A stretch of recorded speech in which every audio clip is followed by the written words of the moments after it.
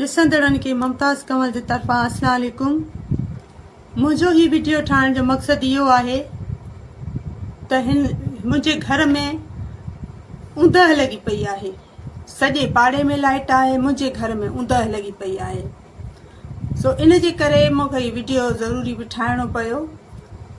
मुंहिंजा अलीशेर ॾहोट ऐं दिलमुराद ॾहोट वारनि ते मुंहिंजा केस उन्हनि ते कोर्टुनि में मुंहिंजा हलनि था पिया। मूं उन्हनि ते दाख़िल कया आहिनि। मुख़्तलिफ़ कोर्टुनि में उहे मुंहिंजा केस हलनि था पिया। हाई कोर्ट में सखर में बि हलनि था पिया, हिते ख़ैरपुर मीरस में बि हलनि था पिया मुंहिंजा केस सेशन कोर्ट में।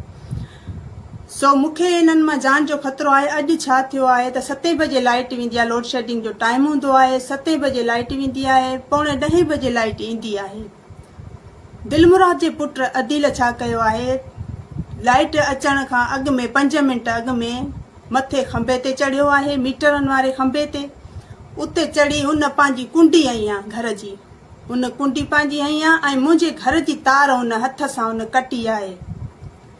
मुंहिंजे घर में ऊंदहि लॻी पई आहे त माना मुंहिंजे घर जा जेके सीसी कैमरा हलनि था पिया उहे बंदि थियनि। सुभाणे हिननि मां को हमिलो मुंहिंजे घर ते कनि, मुंहिंजे बचनि खे मारनि या मूंखे मारनि। मूंखे हिननि मां जान जो ख़तरो आहे। सो या हिननि जी का प्लानिंग थी सघे थी त हिन जे घर जी लाइट बंदि थिए, कैमरा बंदि थियनि त असां हिननि ते हमिलो कयूं।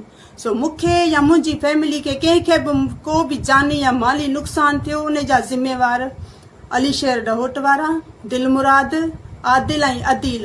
इहे दिलमुराद जा 2 पुट आहिनि, आदिल ऐं अदील। इन्हनि मां मूंखे जान जो ख़तरो आहे। अलीशेर ॾहोट वारनि मां ॿिए कंहिं सां मुंहिंजी का दुश्मनी न आहे, न उहे मुंहिंजा दुश्मन आहिनि। पाड़े में इहे ई दुश्मन आहिनि जेके जिन मां मूंखे जानी माली मूंखे ख़तरो आहे।